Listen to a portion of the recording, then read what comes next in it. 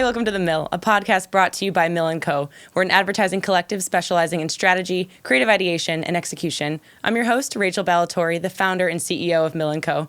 Today, I'm very excited because we have one of our current clients joining us, Best Friends Animal Society, and two of my colleagues, Kristen and Mallory.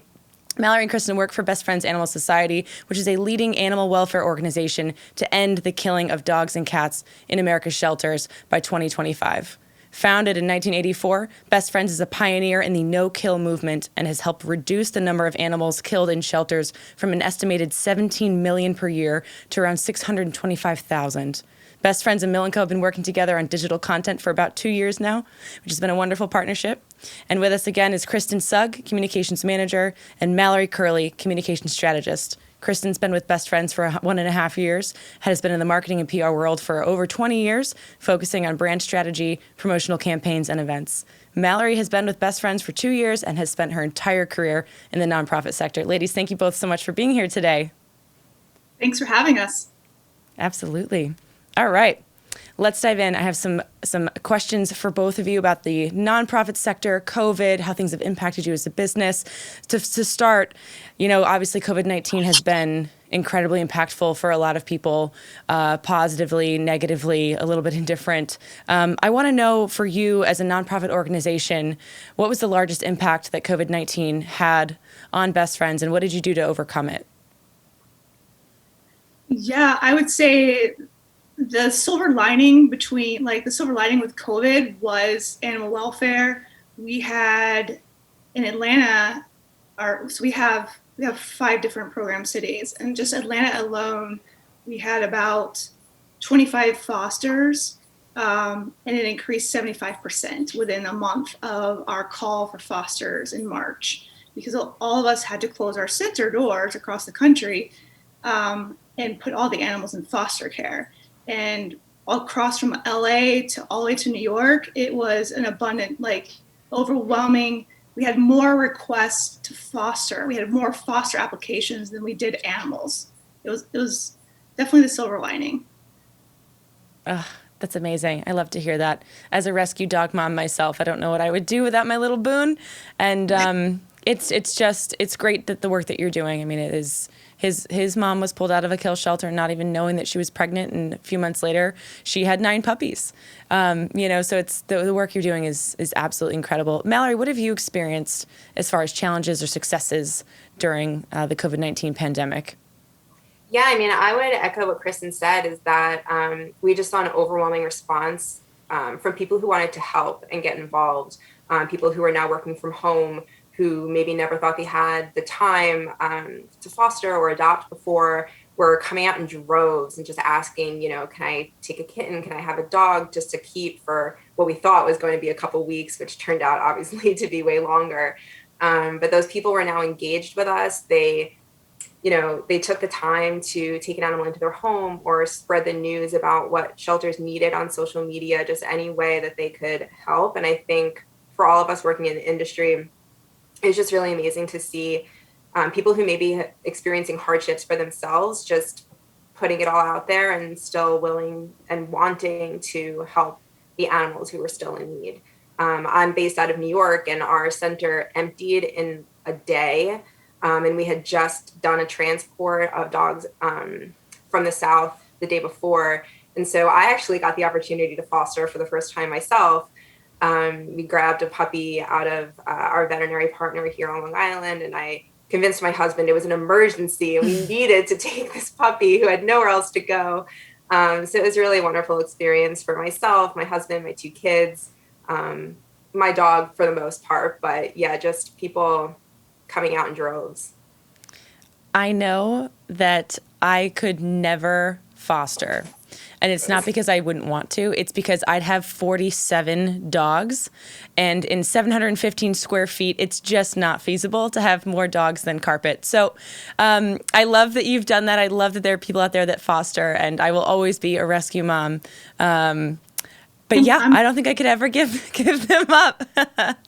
To make you feel better, all my dogs have been foster wins or foster fails, so I am not allowed to foster anymore. Yeah, do they tap you out at a certain point? They're like, all right, enough's enough. So legally, I have to get a license after 5. Okay, got it. 5. Whew. All right. I live in Atlanta, so that's the Georgia law. So each state has a different. I see. Interesting. Regulation. Interesting. Great. So looking at this next fiscal year, things are definitely still in flux. For any smaller nonprofit that might be watching this podcast today, what advice would you give to them looking ahead?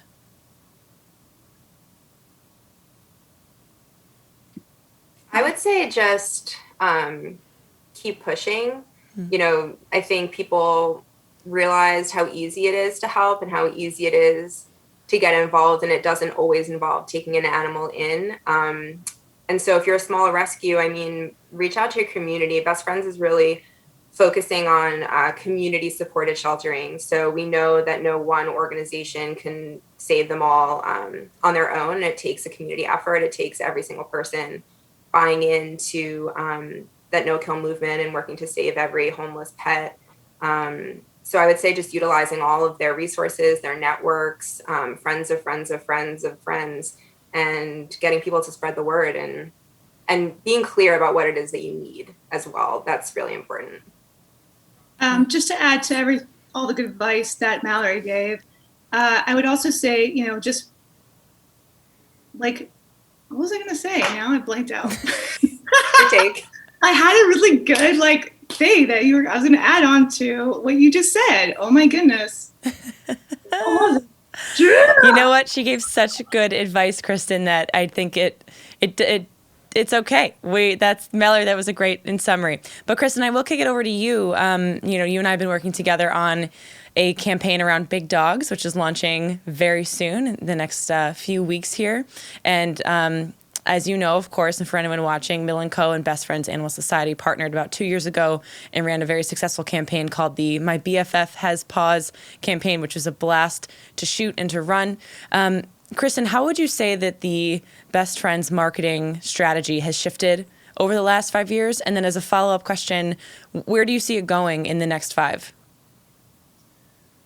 So I would have to speak from my 1.5 year experience versus 5. But I'd say that, the way that we shifted is, we definitely, with most companies during COVID, shifted versus, we could say pivot, funds and a lot of that, hit marketing. But we like to use the word scrappy. And we really rely on, because we don't really have a huge marketing budget for media buys, we rely heavily on our community partners and organizations and our network partners to come up with fun ideas and really lean on them to help us spread the word. And I think the one thing, that's what I wanted, now I remember what I wanted to say in regards to advice is for other organizations in animal welfare, big or small, is that make sure the message is you are being informative, but also fun, and you're not preachy. I think that sometimes comes across in any organization that has passion about particular, subject. We all love our animals, but to not come across as pushy and preachy. That you want to have content that's fun. People want to laugh. So anything that educates someone at the same time that they are smiling is to me is the perfect formula. And so I think what we have done at Best Friends is that we are now looking at community-based fostering versus having brick and mortar. So we actually closed our center in Atlanta, where now all of our animals live in foster home, and we won't open another brick and mortar. It will stay foster based, and that is the trend that we're doing across. Atlanta's the first one, but we're looking at in LA and New York, Salt Lake City, Houston, and other places that we have presence, is to make everything community based, because you don't need to have brick and mortar. You want the community to be involved, and it studies show obviously the animals are they show better, and it's better for them not to be in a shelter environment. As far as marketing goes, you just have to be scrappy, which I don't like normally using this word. And I'm sure Mallory's laughing because I've always fought to say that because I come from such a structured marketing background. I'm like, what do you mean scrappy? You got to be strategic. What is this scrappiness? But, it is, you got to be thrifty because you don't have big budgets. Find those partners. There are those partners that aren't necessarily in animal welfare that want to work with you. I try to find, opportunities like with, the Atlanta Braves or, radio stations or sandwich shops because most people want to help animals anyway. It's a safe subject. So I would also recommend reaching out to other organizations and partners that aren't necessarily, targeting to pets. You want to target to people. Right. I don't know what I just said, Rachel. You know what, Kristen? The great thing is that we have this, it's all recording, so we'll play it back for you. I think one of my favorite reasons, favorite parts of working with you guys at Best Friends and having Mill & Co. partner together is that the content that we are creating and the stories and the strategies are never guilt-tripping. They're never pull-at-the-heartstrings content. There are many organizations that focus on the sadness of the dogs shivering in the cold, whereas Best Friends always takes a stance on what it looks like once they find their forever home, or they even find a temporary foster that leads to a forever home. And it just shifts the perspective. And for me, that is what makes Best Friends so successful, is that we're getting into the minds of the consumer and saying, yes, of course there are dogs suffering. We're not going to make you feel badly about it. We're going to encourage you to want to rescue and adopt and foster these animals and put them in good homes. It's been a true pleasure working with you guys, and it's obviously a cause that I'm very passionate about. But I think it's something you all should feel proud about. That's the stance that you've chosen to take, and it's a good one.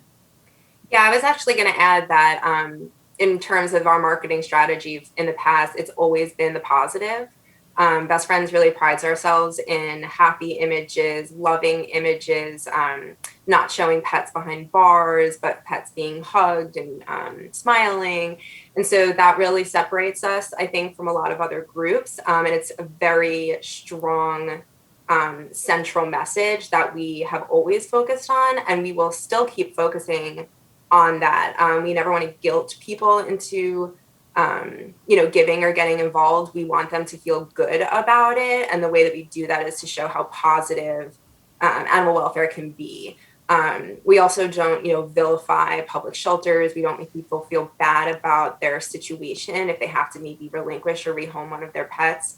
Best Friends is just always taking the positive stance, the smiling stance. You can see it from our logo. It's literally a smile. So that's kind of where we stand. But to echo what Kristen said in terms of the future, it's really all about the community and, moving away from, well, there's a dog, I just have to bring it to the shelter. It's more of, there's a dog, let me call the shelter and let them know that I have it, for the next couple of days. And if someone calls looking for it, they can reach me. There's a bunch of kittens here. They're too young to be taken away from their mother. Let me feed them and put out, a foam cooler so they can stay warm in the cold. It's really about getting people involved. And we really took off, hit the ground running with that concept over the last year. And it's really the future of sheltering now. It's amazing to see. It really is. It's been such a pleasure working with Best Friends, and I'm really looking forward to this Big Dog campaign that we're launching very soon. So for all of our Mill viewers, please make sure you're following Best Friends Animal Society on Instagram, TikTok, Facebook. Check in with them on LinkedIn. Ladies, any other thoughts before we wrap this up? Anyone want to showcase their cute puppies since we all have them? I don't know where he went. He ran. I think he's waiting for that mailman. Is he? Yes. Yeah. Mine sleeping, snoring. Is she back there? Yeah. Oh, yeah, there she is. There she is. She's Does she want to comment on the state of the nonprofit sector in COVID-19? Maybe. What do you think? What do you think, babe? You good? She's good. Well, you talk a lot. To me, not you. Yeah. If you're not having full-fledged conversation with your animal who's not talking back to you, then you're probably not an animal owner. You know what I mean?